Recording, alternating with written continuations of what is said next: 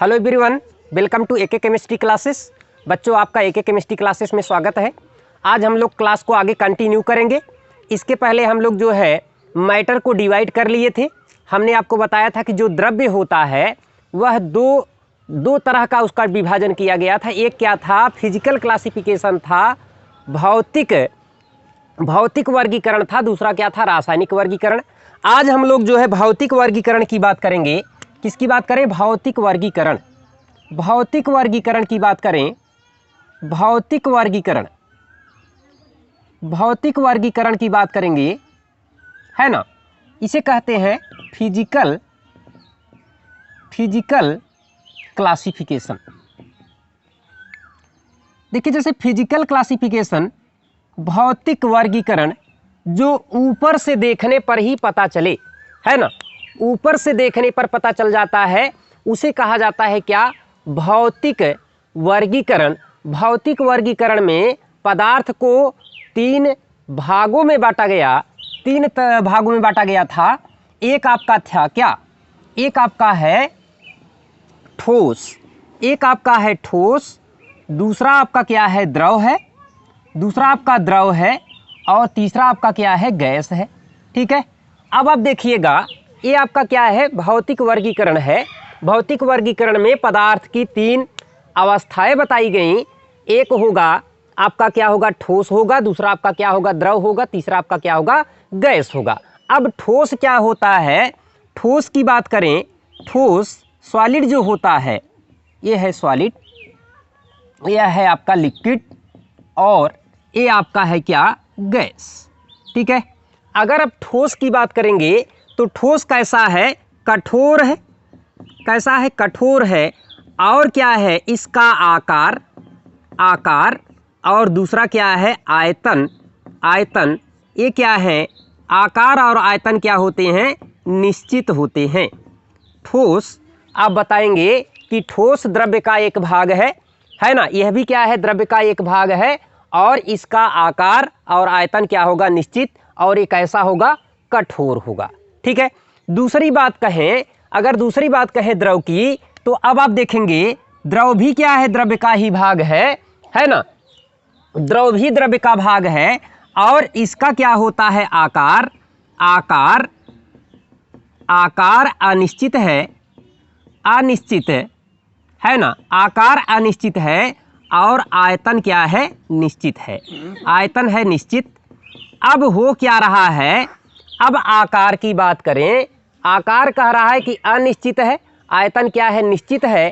कहने का तात्पर्य ये है कि इसका आकार उस पात्र पर डिपेंड करेगा, उस पात्र के ऊपर आधारित होगा जिसमें ये रखा जाएगा, है कि नहीं। अवयवी पात्र, है ना। जैसे आपका क्या हो गया? ग्लास है। अगर आप जल को ग्लास में लेंगे तो उसका आकार जल जैसा हो जाएगा। वही आप क्या करिए, उसको जो है क्या करिए? लोटा, है ना, एक लोटा होता है छोटा सा, उसमें जब आप रखेंगे तो उसका आकार क्या होगा? लोटे जैसा हो जाएगा। लेकिन उसकी मात्रा की बात करेंगे, जो उसका आयतन है वह हमेशा क्या रहेगा? कांस्टेंट रहेगा। आयतन उसका परिवर्तित नहीं होता है। तो सीधा बताया गया है कि द्रव्य भी क्या है? आपका क्या है? द्रव क्या है? द्रव्य का एक भाग है। इसका आकार क्या होगा? अनिश्चित होगा, लेकिन आयतन क्या होगा? निश्चित होगा। अगली बात आती है गैस की। तो गैस भी क्या है? गैस भी द्रव्य का एक भाग है, और इसका आकार और आयतन दोनों, आकार और क्या? आयतन। आकार और आयतन दोनों क्या होंगे? अनिश्चित होंगे। दोनों क्या होंगे? अनिश्चित। कैसे होते हैं? अनिश्चित होते हैं। ये दोनों क्या होते हैं? अनिश्चित। तो यहाँ पर हमने देखा, यहाँ पर क्या हो रहा है? आकार और आयतन दोनों क्या हो रहे हैं? अनिश्चित। अब यहाँ पर बात करें तो हो क्या रहा है? जैसे अब यहाँ पर द्रव्य की अवस्था परिवर्तन की बात कर लेते हैं। तो द्रव्य की अवस्था परिवर्तन कैसे होती है? यहाँ पर आप देखिएगा, जैसे आपका ठोस है, तो ठोस में क्या होते हैं? ठोस के कण, है ना। ठोस के कण अगर देखें इनका व्यवस्था क्रम, तो इस प्रकार से क्या होते हैं? ठोस के कण क्या होते हैं? आपस में एक दूसरे से क्या होते हैं? ऐसे सटे रहेंगे, है ना। टोटली क्या होते हैं? ये क्या होते हैं? सटे रहते हैं एक दूसरे के ऊपर। क्या होते हैं? ये बढ़िया से क्या होते हैं? अरेंज रहते हैं। इस प्रकार से इनका क्या होता है? एक निश्चित क्या होता है, व्यवस्था क्रम होता है ना। इनका व्यवस्था क्रम क्या होता है, निश्चित होता है। इनके व्यवस्था क्रम में कोई परिवर्तन नहीं होता। अब यहाँ पर आप आएंगे तो यहाँ पर आप पाएंगे कि यहाँ पर क्या हो रहा है, यहाँ पर देखेंगे तो यहाँ पर कणों के बीच की दूरी क्या होगी, बढ़ जाएगी। यहाँ पर कणों के बीच की दूरी क्या होगी, बढ़ी रहेगी, है ना। इस प्रकार से आप देखेंगे तो यहाँ पर कणों के बीच क्या है, स्पेस ज़्यादा आपको देखने को मिलेगा, है ना। और अगर आप देखेंगे गैस में, देखेंगे गैस की अगर बात करेंगे तो यहाँ पर आप देखेंगे गैस के क्या होते हैं, जो आपके वैसे गैस जो होता है वो परमाणु रूप में एग्जिस्ट नहीं करता, वो हमेशा क्या होता है, अणु के रूप में एग्जिस्ट करता है। इसीलिए ऐसा दिखा दिया जाता है कि ये क्या है, गैस का अणु है। अब गैस का जो अणु होगा ये क्या होगा, इनके बीच क्या होगा, फोर्स बिल्कुल नहीं होगा, ये क्या होंगे, बहुत दूर दूर पाए जाएंगे, है ना। तो इस प्रकार से आप देखेंगे तो यहाँ पर गैस के अणुओं के बीच क्या होता है, आकर्षण बल बहुत कम होगा, या इनके कण क्या होते हैं, बहुत दूरी पर पाए जा रहे हैं। तो यहाँ पर द्रव की अवस्था परिवर्तन की बात करें तो यहाँ पर दो फैक्टर कार्य करेगा। एक होगा आपका क्या, ताप होगा, ताप ऊर्जा होगा। दूसरा आपका फैक्टर होगा, दूसरा आपका होता है क्या, अंतर आणविक आकर्षण बल। क्या होता है, इसे कहते हैं क्या है, अंतरा आणुक आकर्षण बल कह लेते हैं, है ना। तो यहाँ पर क्या है, अगर हम बात करें तो यहाँ पर दो फैक्टर काम कर रहे हैं। एक फैक्टर आपका क्या है, यहाँ पर ताप है। दूसरा फैक्टर आपका क्या है, अंतरा, है ना, अंतरा आणविक आकर्षण बल की बात करें। अब हो क्या रहा है, अब आप देखिएगा जैसे यहाँ पर जो है ठोस है, यहाँ पर आपका द्रव है, यहाँ पर आपका गैस है। हम इसको हटा देते हैं, हम आपको यहीं पर आपको समझाते हैं। देखिए कैसे हो रहा है। ठोस द्रव की बात करें, अब यहाँ पर क्या हो रहा है, ठोस जो है, ठोस चेंज हो रहा है किसमें, द्रव में चेंज हो रहा है। और द्रव क्या हो रहा है, चेंज हो रहा है किसमें, ठोस में। और फिर आपका जो ये जो है गैस जो है ना, गैस भी चेंज हो रहा है। ये गैस भी चेंज हो रहा है किसमें, है ना, गैस चेंज हो रहा है एक दूसरे में। अब द्रव जो होगा गैस में चेंज हो जाएगा और गैस भी क्या होगा, द्रव में चेंज हो जाएगा। अब यहाँ पर जो परिवर्तन हो रहा है, अब ऐसे हम देखते हैं कि यहाँ पर क्या हो रहा है, ठोस द्रव में परिवर्तित हो रहा है, ठोस द्रव में परिवर्तित हो रहा है और द्रव किस में चेंज हो रहा है, गैस में। तो यहाँ पर क्या होता है, जो ताप होता है, अगर ताप हम इंक्रीज कर दें, प्लस करें, तो क्या होगा, ठोस जो होगा वो क्या होगा, द्रव में परिवर्तित हो जाएगा। जैसे आपका वैक्स है, मोम है ना, मोमबत्ती को आपने देखा है। आप मोम को आप देखिए, मोम को क्या करिए, जब आप गर्म करेंगे, मोम क्या होता है, ठोस होता है। जब आप उसको गर्म करेंगे तो धीरे धीरे मोम क्या होगा, पिघलेगा। जब पिघलेगा, उसका ताप बढ़ा रहे हैं तो मोम क्या हो रहा है, धीरे धीरे क्या हो रहा है, पिघल रहा है। अगर पिघल रहा है तो वहां पर जो अंतरा आणविक आकर्षण बल है, वहां पर जो आकर्षण बल है उसका मान क्या होगा, घटता जाएगा। अगर ताप आप बढ़ाएंगे तो अंतरा आणविक आकर्षण बल का मान घटेगा। जब आप ताप बढ़ाएंगे तो यहाँ पर हो क्या रहा है, आपने ताप को इंक्रीज किया है तो यहाँ पर जो कण व्यवस्थित थे पास, अब कण के बीच की दूरी क्या हो गई है, बढ़ गई। और कणों के बीच की दूरी क्या हो गई, जब बढ़ गई तो यहाँ पर क्या हो गए, धीरे धीरे इसका स्टेट क्या हो गया, परिवर्तित हो गया। अब ये क्या था, ठोस से किस में चेंज हो गया, अब ये जो ठोस था चेंज हो गया किसमें, द्रव में।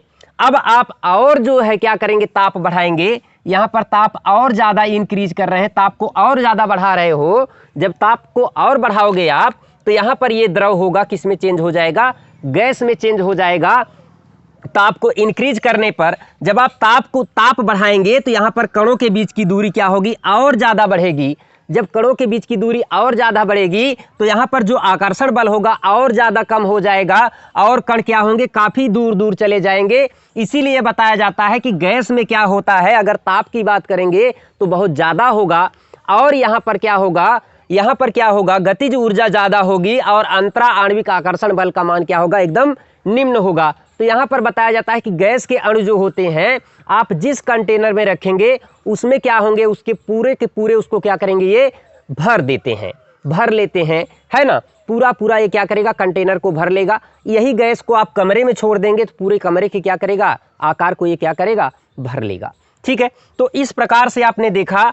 अब क्या हो रहा है, दूसरा कंडीशन ये क्या है कि अगर आप इसको क्या कर रहे हैं, कूल कर रहे हैं, टेम्परेचर को आप अगर घटा रहे हैं, ताप को क्या कर रहे हैं, घटा रहे हैं, जब आप ताप को माइनस करेंगे, कम करेंगे, तो क्या होगा, यही गैस धीरे धीरे क्या हो जाएगा, द्रव में परिवर्तित हो जाएगा। जब गैस द्रव में परिवर्तित होगा तो इसे कहेंगे क्या, संघनन। क्या कहते हैं, संघनन कहा जाता है। संघनन कंडेंसेशन, कंडेंसेशन की क्रिया कहलाती है। आप लोग देखे होंगे जो बादल है ना, बरसात जो होती है, एक कंडेंसेशन की क्रिया के द्वारा ही हो रहा है, क्या, बरसात हो रही है कि नहीं। अब आप देख रहे हैं अभी कोविड महामारी चल रही है, अब आपको जो है द्रवित ऑक्सीजन की बहुत ज़्यादा आवश्यकता है। तो द्रवित ऑक्सीजन क्या है, यहाँ पर क्या है आप जान रहे हैं, आपके वातावरण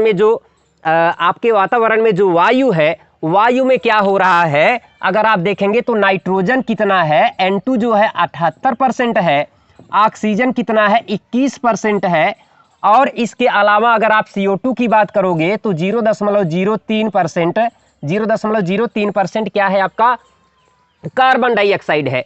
तो ये क्या है, एक मिश्रण है। अब ये जो है, जब आदमी का लंग्स काम नहीं कर रहा है तो ये जो ऑक्सीजन 21% है, यह इसको क्या कर रहा है, बॉडी एग्जिस्ट नहीं कर पा रही, बॉडी में क्या हो जा रही है, ऑक्सीजन की कमी हो जा रही है। तब क्या किया जा रहा है, कंडेंसर के माध्यम से, है ना, एक पात्र है, एक सिस्टम ऐसा बनाया गया है, यंत्र है, जिसके माध्यम से हम क्या करेंगे, इस पूरे गैस को क्या करेंगे, ले करके हम वहां से ऑक्सीजन को द्रवित कर लेंगे। जब ऑक्सीजन को द्रवित कर लेंगे तो द्रवित ऑक्सीजन जब आएगा तो उसमें ऑक्सीजन क्या होगी, लगभग जो है 95% तक शुद्ध हो जाएगी, ऑक्सीजन रहेगी, या जो है मान लीजिए 95-98% तक अगर ऑक्सीजन है तो क्या है, मैक्सिमम शुद्ध माना जा रहा है। तो व्यक्ति क्या करेगा, कम ही, है ना, उससे जब ऑक्सीजन आप द्रवित ऑक्सीजन देंगे तो उसका लंग्स क्या होगा, कम ही काम करेगा, फिर भी ऑक्सीजन उसको पूरा का पूरा मिलेगा। तो यहाँ पर कंडेंसेशन की क्रिया हो रही है। कंडेंसेशन के फलस्वरूप गैस किसमें चेंज हो जा रहा है, द्रव में चेंज हो जा रहा है। फिर आगे आप देखेंगे, फिर यहाँ पर और ज़्यादा अगर आप क्या कर रहे हैं, इसे ठंडा करेंगे तो ये क्या हो जाएगा, द्रव परिवर्तित हो जाएगा ठोस में। तो यहाँ फिर भी क्या हो रहा है, आप ताप क्या कर रहे हैं, घटा रहे हैं। आप देखते हैं पानी को जो है जब आप कहाँ रख देते हैं, फ्रीज में रखते हैं, तो फ्रीज में रखने पर क्या होता है, जब उसका ताप धीरे धीरे कम होता जाता है, आप जानते हैं कि पानी जो है 0 डिग्री सेंटीग्रेड पर क्या होता है, द्रव में परिवर्तित, ठोस में परिवर्तित हो जाता है। तो क्या हो रहा है, जब उसका ताप घटेगा, गिर जाएगा, क्या हो जाएगा, 0 डिग्री सेंटीग्रेड हो जाएगा, तो वह क्या होगा, किस में बदल जाएगा, ठोस में बदल जाएगा। ठीक है, अब क्या हो रहा है, प्रकृति में आप देखेंगे तो कुछ ऐसे पदार्थ होते हैं जो सीधे कहाँ चले जाते हैं, ठोस अवस्था से गैस अवस्था में चले जाते हैं। अगर आप देखें तो ऐसा परिवर्तन जो सीधे क्या हो रहा है, ठोस अवस्था से कहाँ जा रहा है, गैस अवस्था में जा रहा है, सीधे कहाँ जा रहा है, ठोस से कहाँ, गैस में जा रहा है। तो इस क्रिया को कहा जाता है ऊर्ध्वपातन की क्रिया। क्या कहा जाता है, ऊर्ध्वपातन की क्रिया कहा जाता है, ऊर्ध्वपातन की क्रिया कहा जाता है। और जो पदार्थ होता है उसे कहते हैं ऊर्ध्वपातज। इसे अंग्रेजी में, इंग्लिश में कहा जाता है क्या, सब्लिमेशन। इसे क्या कहते हैं, सब्लिमेशन कहते हैं। तो ये क्रिया कहलाती है क्या, सब्लिमेशन की क्रिया कहलाती है, ऊर्ध्वपातन की क्रिया कहलाती है। और इसके जस्ट अपोजिट अगर आप देखेंगे, अगर आप जस्ट अपोजिट देखें तो कुछ ऐसे पदार्थ होते हैं जो सीधे क्या करते हैं, गैस अवस्था से कहाँ जाते हैं, ठोस अवस्था में जाते हैं। इस क्रिया को कहा जाता है निक्षेपण। क्या कहते हैं, निक्षेपण कहते हैं, निक्षेपण कहा जाता है। इसे कहते हैं क्या, सोलिडिफिकेशन कहा जाता है। इस क्रिया को सोलिडिफिकेशन कहते हैं, निक्षेपण कहते हैं। ठीक है, तो हम जो है, आपने देख लिया कि यहाँ पर ठोस, द्रव, गैस कैसे एक दूसरे में परिवर्तित हो रहे हैं और इसके परिवर्तन को क्या कहा जाता है। अब हम लोग जो है आगे देखते हैं, द्रव्य का जो है क्या है, आपका रासायनिक वर्गीकरण कैसे किया गया है उसकी हम लोग चर्चा करते हैं। ठीक है, तो देखिए द्रव्य का जैसे रासायनिक अगर वर्गीकरण करें, है ना, द्रव्य का रासायनिक वर्गीकरण, केमिकल क्लासिफिकेशन की बात करें, केमिकल क्लासिफिकेशन, है ना, केमिकल क्लासिफिकेशन की अगर बात करेंगे, रासायनिक, है ना, रासायनिक वर्गीकरण, रासायनिक वर्गीकरण तो यहाँ पर क्या हो रहा है, रासायनिक वर्गीकरण क्या है, पहले हम लोग जो है थोड़ा एक चीज़ और देख लेते हैं, है ना। जैसे भौतिक परिवर्तन क्या है, रासायनिक परिवर्तन क्या है, इसको भी जान लेते हैं। भौतिक परिवर्तन और रासायनिक परिवर्तन, है ना। भौतिक परिवर्तन क्या है ये भी जान लेते हैं, है ना। भौतिक परिवर्तन इसे कहा जाता है क्या, फिजिकल चेंजेज।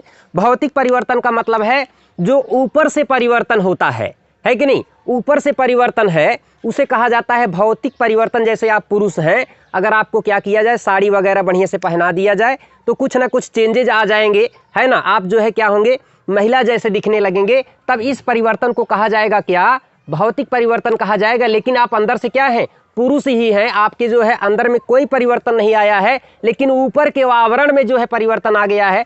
तो इस प्रकार के परिवर्तन को आप क्या कह लेंगे, भौतिक परिवर्तन कहेंगे। तो भौतिक परिवर्तन ऐसा परिवर्तन होता है जिसमें पदार्थ का क्या होता है, अवस्था परिवर्तित हो जाती है, लेकिन उसके जो है रासायनिक संगठन में कोई परिवर्तन नहीं होता है। तो भौतिक परिवर्तन में आप लिख सकते हैं कि पदार्थ, है ना, पदार्थ की अवस्था परिवर्तित होती है, परिवर्तित हो जाती है, परंतु पदार्थ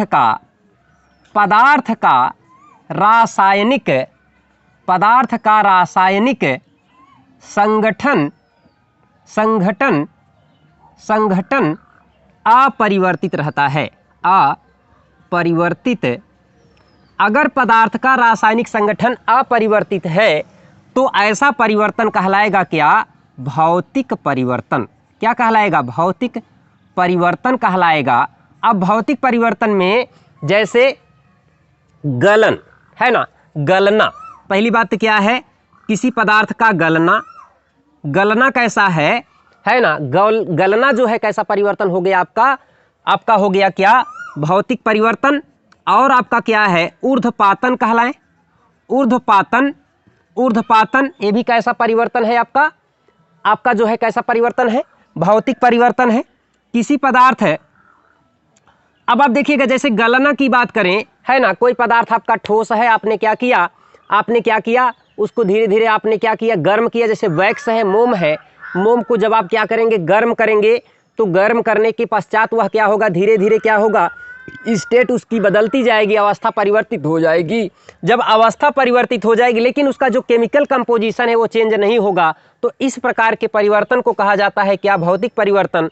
अब कह रहे हैं ऊर्ध्वपातन। ऊर्ध्वपातन का मतलब क्या है, यहाँ पर ऊर्ध्वपातन क्या है, सब्लिमेशन है। यहाँ पर क्या होता है, जो ठोस पदार्थ होता है वह सीधे क्या होता है, कहाँ चला जाता है, गैस अवस्था में जाता है। और आप देखेंगे तो यहाँ पर जैसे कपूर है ना, यहाँ पर आप देखिएगा, मैं आपको बता देता हूँ, ये कपूर है, जैसे ये क्या है, चाइना डिश है। और यहाँ पर क्या किया गया है, यहाँ पर आप क्या करेंगे, इस प्रकार से चाइना डिश, और यहाँ पर आप क्या कर रहे हैं, है ना, लैंप के माध्यम से इसको क्या कर रहे हैं, आप गर्म कर रहे हैं। चाइना डिश है ये, और यहाँ पर क्या कर रहे हैं, आप जो है लैंप के माध्यम से इसको क्या कर रहे हैं, गर्म कर रहे हैं। देखिए होगा क्या, ये चाइना डिश है, यहाँ पर रखा गया है कपूर का छोटा टुकड़ा रखा गया है। अब यहाँ पर कपूर रखा गया है, और यहाँ पर मैंने लगा दिया है क्या, एक कीप लगाया हुआ है, वो कांच का कीप है, और इसको इस प्रकार से हमने क्या किया है, कांच का कीप लगाया हुआ है, और यहाँ पर हमने क्या किया है, इसको ऐसे ही लगा दिया है।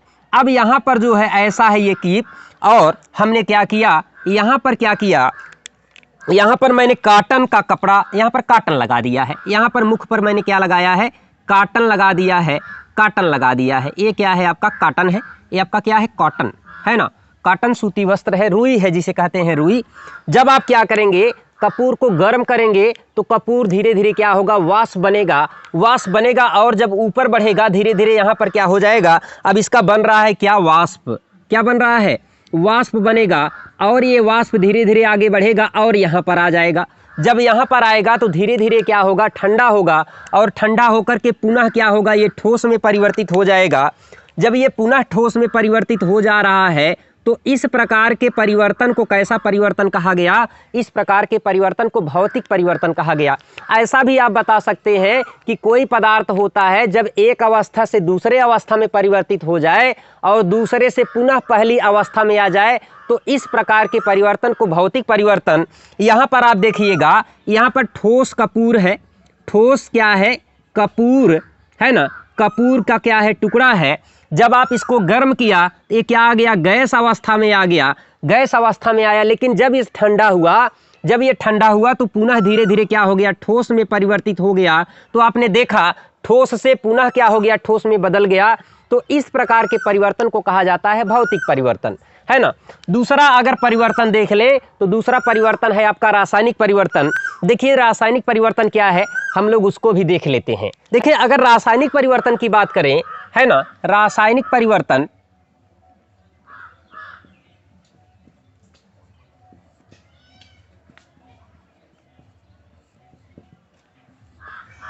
रासायनिक परिवर्तन ऐसा परिवर्तन है जिसमें पदार्थ के अणुओं का जो होता है रासायनिक प्रकृति क्या होती है? बदल जाती है। केमिकल कंपोजिशन क्या होता है? चेंज हो जाता है।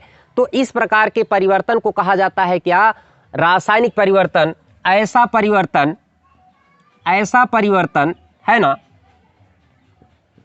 ऐसा परिवर्तन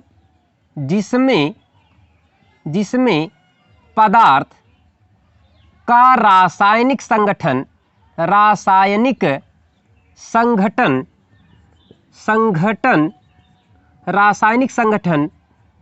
परिवर्तित हो जाता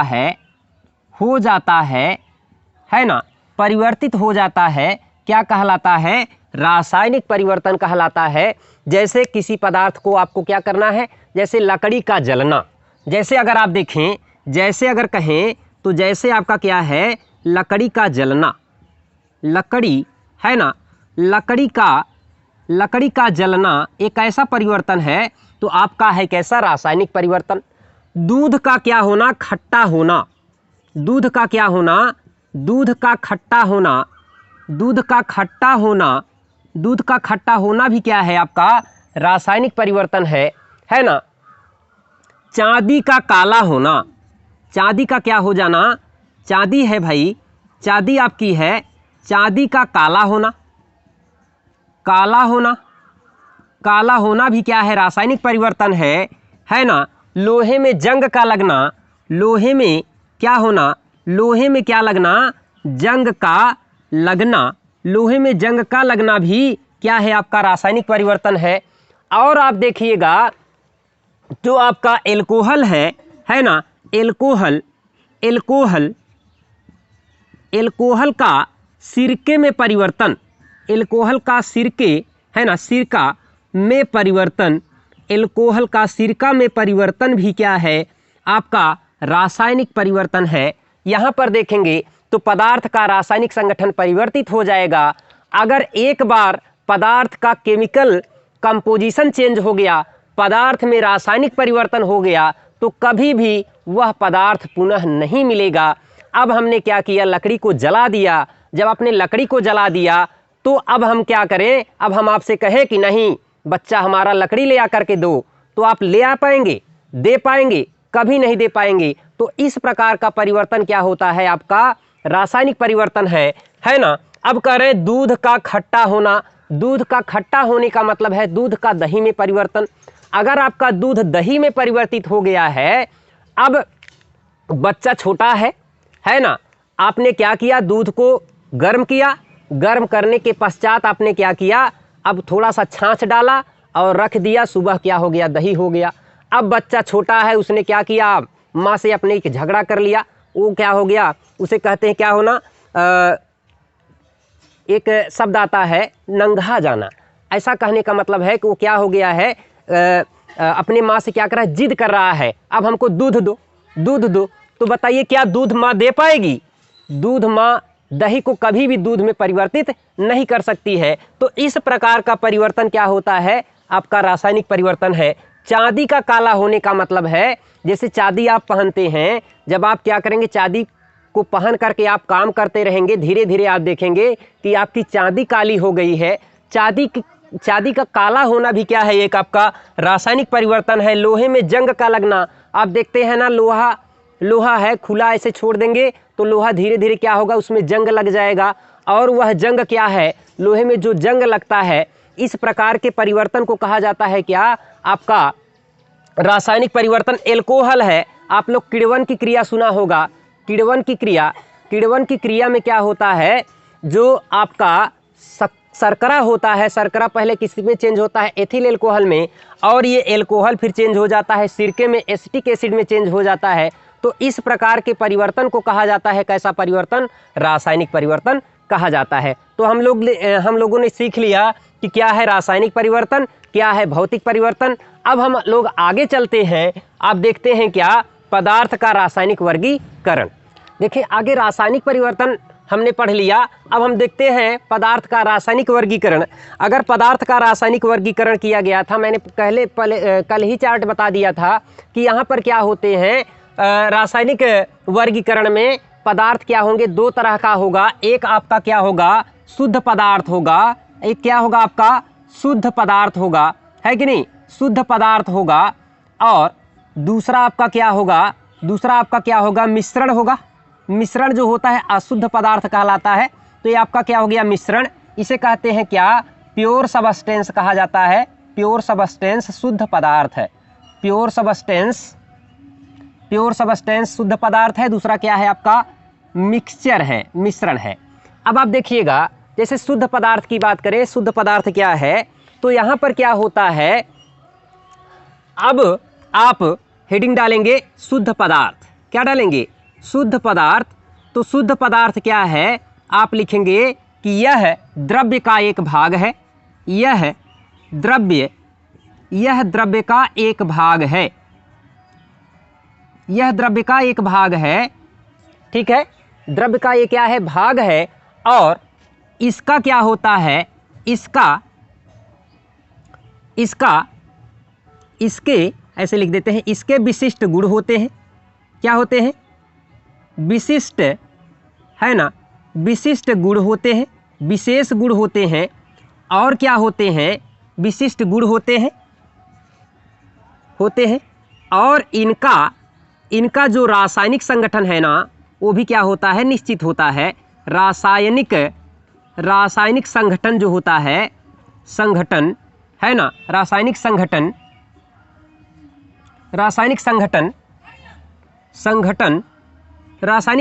जो होता है वो क्या होता है, निश्चित होता है। रासायनिक संगठन क्या होता है, निश्चित होता है। तो ये क्या है आपका हो गया क्या, शुद्ध पदार्थ। शुद्ध पदार्थ के बारे में आपको बताया गया कि भैया यह क्या है, द्रव्य का एक भाग है, इसके क्या होते हैं, विशिष्ट गुण होते हैं, और इनका रासायनिक संगठन क्या होता है, निश्चित होता है। अब अगर बात करें तो यहाँ पर क्या हो रहा है, शुद्ध पदार्थ को भी आपने डिवाइड कर दिया है। शुद्ध पदार्थ जो होते हैं यह दो तरह के होते हैं, एक होता है तत्व, दूसरा होता है यौगिक। अब हम लोग तत्व को देख लेते हैं। यहाँ पर ये दो तरह का होता है। यह क्या होता है, यह दो प्रकार का होता है। कितने प्रकार का, दो प्रकार का होता है, दो प्रकार का होता है। एक है आपका क्या, एक है आपका तत्व, क्या है, तत्व है। और दूसरा आपका क्या है, यौगिक है। दूसरा आपका क्या है, यौगिक है। एक आपका तत्व है, तत्व को क्या कहते हैं, एलिमेंट कहते हैं। क्या कहते हैं, एलिमेंट, एलिमेंट है। और दूसरा क्या है, कंपाउंड है, कंपाउंड है। तो अब देखिए हम लोग एलिमेंट की बात करेंगे। एलिमेंट क्या है और आपका क्या है, कंपाउंड क्या है। तत्व जो होता है, आप कहेंगे कि तत्व एक ही प्रकार के परमाणुओं से मिलकर के बना होता है। एक ही प्रकार के परमाणुओं से मिलकर बने हुए, है ना, पदार्थ को आप क्या कह लेंगे, तत्व कह लेंगे, है ना।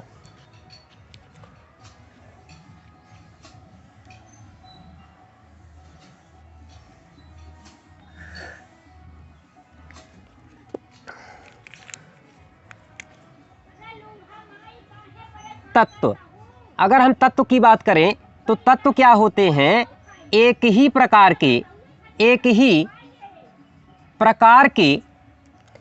प्रकार के एक ही प्रकार के परमाणुओं से मिलकर, एक ही प्रकार के परमाणुओं से मिलकर बने हुए पदार्थ को तत्व कहते हैं। या आप ऐसे कहेंगे तत्व वे पदार्थ होते हैं, तत्व वे पदार्थ होते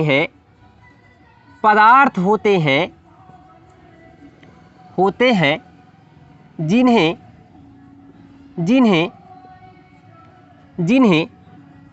भौतिक तथा रासायनिक विधियों द्वारा सरल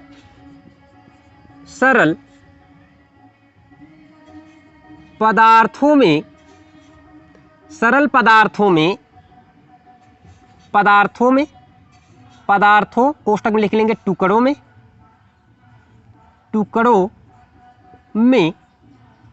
नहीं बांटा जा सकता क्या कहलाता है? आपका तत्व कहलाता है। अगर आप बात करें तो अब तक ज्ञात तत्व कितने हैं? 118 हैं। टोटल तत्वों की संख्या कितनी है? कुल ज्ञात तत्वों की संख्या कितनी है? कुल ज्ञात तत्वों की संख्या की बात करें, तत्वों की संख्या अगर आप देखेंगे तो कुल 118 तत्व क्या है आपके ज्ञात हैं, जिसमें क्या है अगर हम देखें तो 92 क्या है आपका प्राकृतिक है और आपके बाकी जो बचते हैं अगर आप देखेंगे तो यहाँ पर 18 में से घटा देंगे तो आएगा कितना? 25 की 26, कितना आएगा? 26। तो 26 जो होते हैं आपके कैसे हैं? ये आप कह लीजिए क्या है, प्रयोगशाला में मानव द्वारा निर्मित है, तो इसे हम क्या कहते हैं कि ये कैसा है? मानव निर्मित। ये आपका कैसा है? मानव निर्मित है। तो बाकी जो बचे 26 तो कैसे हो गए? आपके मानव निर्मित हो गए। ठीक है। अब अगर हम देखें, अब हम लोग देख लेते हैं तत्व के प्रकार की बात करेंगे तो तत्व का भी डिवीजन किया गया है कि तत्व 3 तरह के होंगे। एक आपका होगा धातु, दूसरा आपका क्या होगा? अधातु होगा, तीसरा आपका क्या होगा? उपधातु होगा।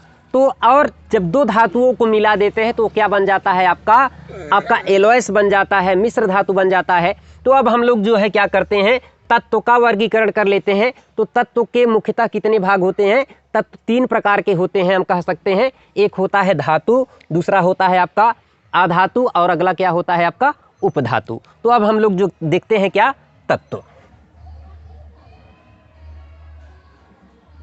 तत्व के प्रकार की बात करें तो तत्व के प्रकार की बात करेंगे तो भैया तत्व कितने प्रकार के होते हैं?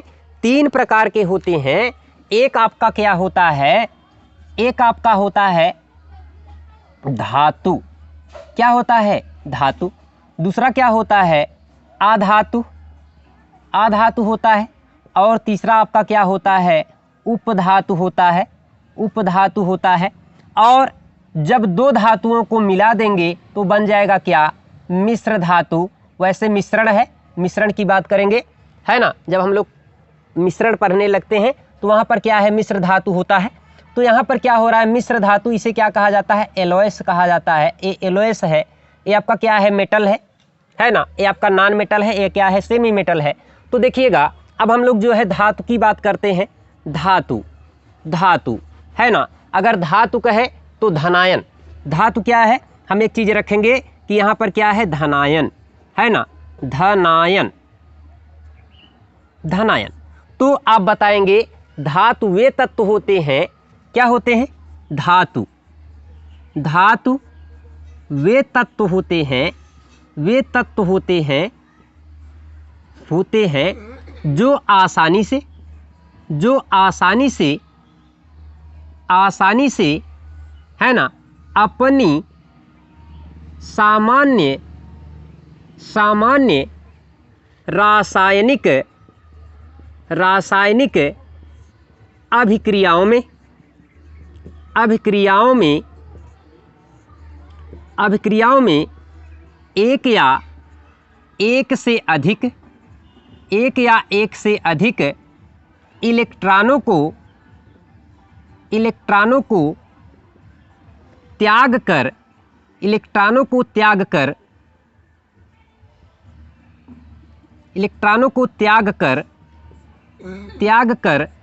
धनायन बनाने की प्रवृत्ति है ना, प्रवृत्ति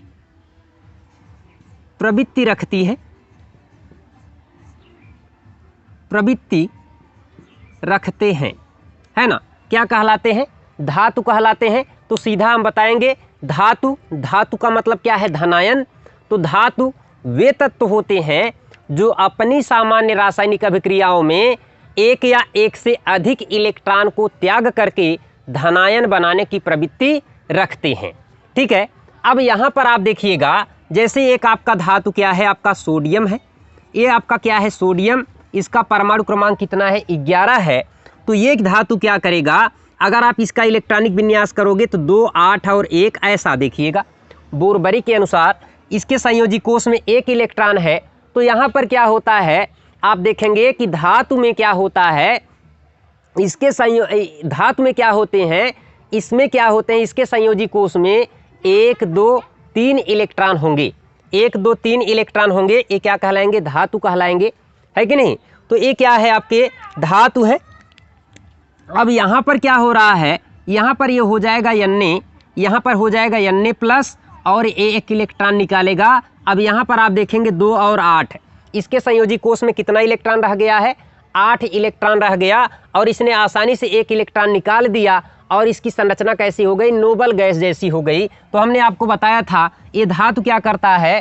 कैसी संरचना बनाना चाहता है? नोबल गैस जैसी संरचना बनाना चाहता है। हमने आपको बताया था कि है ना, नानी आराम कर जिंदा रहेगी। हे नानी आराम कर जिंदा रहेगी, एक फार्मूला आपको बताया था नोबल गैसेस का। अब यहाँ पर आप देखेंगे तो 2, 10, 18, 36, 54, 86। तो इस प्रकार से आप देखेंगे तो यहाँ पर क्या होते हैं? ये नोबल गैस है। ये क्या करता है? अपने निकटतम नोबल गैस जैसी इलेक्ट्रॉनिक संरचना बनाता है। इसका 2 है, इसका कितना होता है? 2 और 8, इसका कितना होगा? 2, 8 और 8 होगा। और इसका कितना होगा? 2, 8, 18 और 8 हो जाएगा, है कि नहीं? तो इस प्रकार से आप देखेंगे तो ये क्या करते हैं? जो धातु होंगे, है ना, ये अपने निकटतम नोबल गैस का इलेक्ट्रॉनिक कॉन्फ़िगरेशन बनाएगा। और आप देखिएगा, अगर आप लिथियम ले लीजिए, लिथियम इसका परमाणु क्रमांक 3 है। तो यहाँ पर क्या होते हैं? इसके संयोजी कोष में 2 और 1 इलेक्ट्रॉन। आप देखिएगा इसके संयोजी कोष में 1 इलेक्ट्रॉन है। यह क्या करेगा? इसके पास 1 इलेक्ट्रॉन है बाहर वाले कोष में। अब क्या करेगा? देखिएगा, यदि संयोजी कोष में, कैसे कोष? संयोजी कोष का मतलब होता है वाह्यतम कोष। कैसा कोष? वाह्यतम कोष की बात करें, वाह्यतम कोष में 1 इलेक्ट्रॉन हो, 2 इलेक्ट्रॉन हो, 3 इलेक्ट्रॉन हो, है ना, तब ये क्या करते हैं?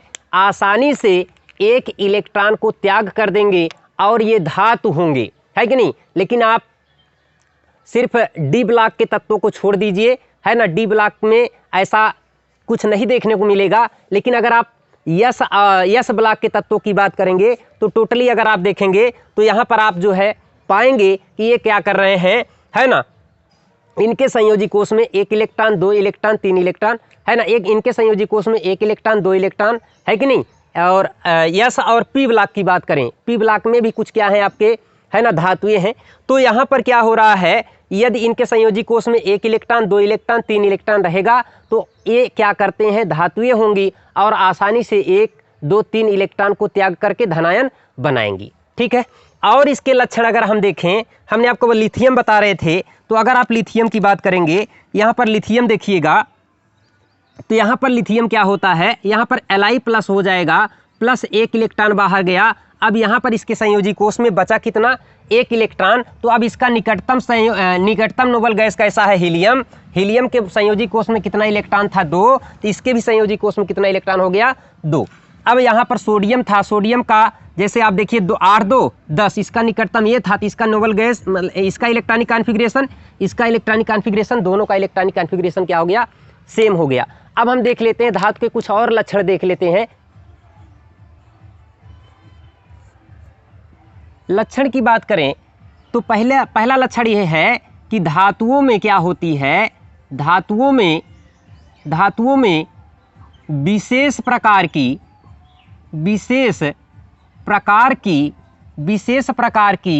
धात्विक, है ना, कैसी चमक होती है, धात्विक चमक पाई जाती है ना। कैसी चमक पाई जाएगी, धात्विक चमक पाई जाती है। अब हो क्या रहा है, धात्विक चमक का मतलब है जैसे चांदी का क्या है, कुछ अलग ही कलर है, आप देख करके पहचान जाते हैं ये चांदी है। आपका सोना है ना, सोना का कलर क्या है, अलग ही है, तो आप कहते हैं कि ये क्या है, सोना है। अगर कापर है तो आप कापर को देख करके पहचान जाते हैं कि ये आपका क्या है, कापर है। तो इसमें क्या होता है, एक विशेष प्रकार की धात्विक क्या होती है, चमक होती है कि नहीं। और क्या होते हैं, धातु जो होते हैं और धातुएं जो होती है सामान्यतः क्या होती हैं, ठोस होती हैं। धातुएं क्या होती हैं, धातुएं है ना, सामान्यतः क्या होती हैं, सामान्यतः भैया क्या होती हैं, ठोस होती हैं। धातुएं क्या होती है, सामान्यतः ठोस होती हैं। अपवाद स्वरूप, अगर अपवाद की बात करेंगे, अपवाद स्वरूप क्या होता है आपका, पारा क्या है, ये आपका द्रव अवस्था में होता है। अपवाद स्वरूप अगर बात करें तो पारा क्या है, ये आपका द्रव अवस्था में पाया जाता है। जैसे है क्या ना, सभी ठोस हैं तो होता क्या है, एकाक ऐसे होंगे जो क्या होंगे, उस बिरादरी से भिन्न रहेंगे, तब उसे क्या कहा जाएगा, अपवाद है ये, है कि नहीं। सभी क्या है, ठोस है, तो ये कैसा है, द्रव के रूप में है, इसलिए इसको क्या कहते हैं, अपवाद कहते हैं कि पारा क्या है, ये क्या है, द्रव अवस्था में पाया जाता है। और अगर अगली बात करें, तीसरी बात अगर आप कहेंगे तो धातुओं में क्या होता है, आघात वर्धनीयता का गुण होता है। धातुओं में क्या होता है, धातुओं में आघात वर्ध, है ना, वर्धनीयता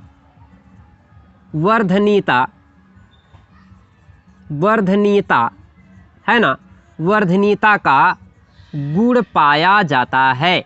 अब वर्धनीयता का मतलब है, आघात वर्धनीयता कहने का मतलब है अगर धातु को आप क्या करेंगे, पीटेंगे, ये क्या होंगे, फैलेंगे, आघात वर्धनीय होंगे। इसीलिए कहते हैं कि धातुओं में क्या होता है, आघात वर्धनीयता का गुण पाया जाता है। अगली बात है, धातुओं में क्या होती है, तन्यता का गुण पाया जाता है। धातुओं में क्या पाया जाता है, धातुओं में तन्यता का गुण पाया जाता है। क्या पाया जाता है, तन्यता का गुण पाया जाता है। कहने का मतलब है कि धातुएं क्या होती हैं, तन्य होती हैं, है कि नहीं। तार खींचने का गुण होता है, तो धातु में ऐसा गुण है जिसके कारण क्या होते हैं, तार खींचे जा सकते हैं।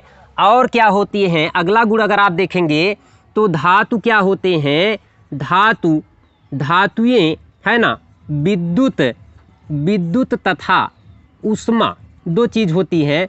विद्युत तथा ऊष्मा का क्या होता है, सुचालक। कैसा होता है, सुचालक, है ना, सुचालक होता है ना। तो जो धातुएं होती हैं विद्युत तथा ऊष्मा की क्या होती हैं, सुचालक होती हैं, ठीक है। अब आगे देखिएगा, ये धातुएं क्या है, विद्युत और ऊष्मा की क्या है, सुचालक है। अगर आप धातु को क्या करें, जो सक्रिय धातुएं हैं, अगर सक्रिय धातु है, सक्रिय धातुओं को अगर आप जल से क्रिया कराएं या एल्कोहल से क्रिया कराएं, या आप क्या करिएगा, सक्रिय धातुओं की क्या करिए, एसिड से क्रिया कराइए, जल से, एल्कोहल से, एसिड से, किसी से क्रिया कराएंगे तो ये क्या करेगा, हाइड्रोजन गैस मुक्त करेगा। जो सक्रिय धातुएं होती हैं, कैसी धातुएं, सक्रिय धातुएं जल और किससे, एल्कोहल और किससे, अम्ल से क्रिया करके है ना, क्रिया करके हाइड्रोजन गैस मुक्त करती हैं। क्या मुक्त करती हैं? हाइड्रोजन गैस H2 गैस क्या करेंगी? मुक्त करती हैं।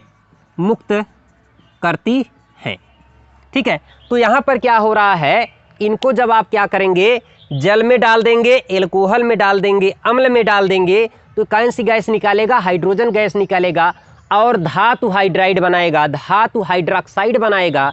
अगर धातु हाइड्रोक्साइड की बात करें, इसके जो हाइड्रोक्साइड होंगे, अगला आता है धातुओं, है ना, धातुओं के, है ना, ऑक्साइड हो, क्या हो?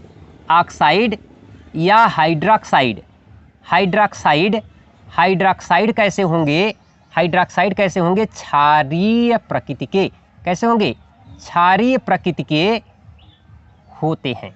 ठीक है, क्षारीय प्रकृति के होंगे, चाहे वह ऑक्साइड हो चाहे हाइड्रोक्साइड हो, कैसी प्रकृति रखेगा? क्षारीय होगा।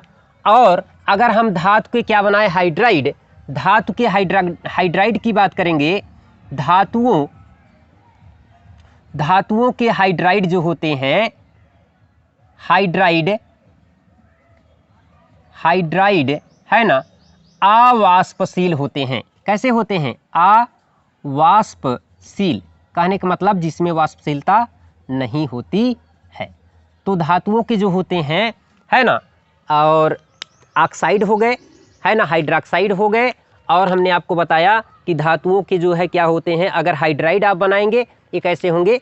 अवाष्पशील होंगे। तो इस प्रकार से हमने क्या किया, द्रव्य का जो वर्गीकरण था उसके बारे में देखा, है ना। आपका द्रव्य का क्या है? अवस्था परिवर्तन, अवस्था, है ना, अवस्था परिवर्तन के बारे में देखा। फिर हमने क्या देखा? शुद्ध पदार्थ के बारे में। शुद्ध पदार्थ में हमने क्या पढ़ा? धातुओं के बारे में पढ़ा। तो आज की वीडियो यहीं पर समाप्त करते हैं, क्योंकि वीडियो थोड़ा लंबा हो जाएगा तो आपको पढ़ने में मज़ा कम आएगा, इसलिए हम जो है इसको आज यहीं पर समाप्त करेंगे। लेकिन बच्चों जो है, मैं आपको ये विश्वास दिलाना चाहता हूँ कि आप मेरे साथ जुड़िए, आप पूरा वीडियो देखिए, आपको बहुत मज़ा आएगा, है ना। और मैं आपको पूरा का पूरा जो है केमिस्ट्री जो है पढ़ाऊँगा, आपको कहीं से कुछ समस्या नहीं आने वाली है। आप मेरे साथ जुड़े रहिए और आप वीडियो को क्या करिए, इसको जो है देखिए, लाइक करिए, शेयर करिए और मेरे चैनल को सब्सक्राइब करिए। ठीक है, आज की क्लास यहीं पर समाप्त करते हैं। बहुत बहुत धन्यवाद।